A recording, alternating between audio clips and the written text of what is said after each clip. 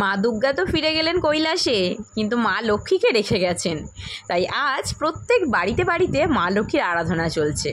আমার বাড়িতে তো মা লক্ষ্মীর আরাধনা হয় না, কারণ আমি নিজেই অলক্ষ্মী। বাড়িতে বউ হয়ে আসার পর মা লক্ষ্মীর পুজোটাকেই তুলে দিয়েছি আমি এতটাই অলক্ষ্মী। তো বাড়িতে লক্ষ্মী পুজো হয় না, কিন্তু লক্ষ্মী পুজো তো দিতে ইচ্ছা করে।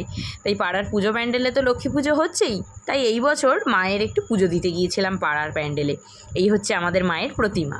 তো সেখানে পুজো দিয়ে বাড়িতে এসে, আজ যেহেতু সারাটা দিনই আমি নিরামিষ খেয়েছি লক্ষ্মী পুজো দেবো বলে, তাই বাড়িতে এসে রাত্রিরে বানাচ্ছি লুচি। পুজো দিতে যাওয়ার আগেই ছোলার ডালটা বানিয়ে রেখে গিয়েছিলাম।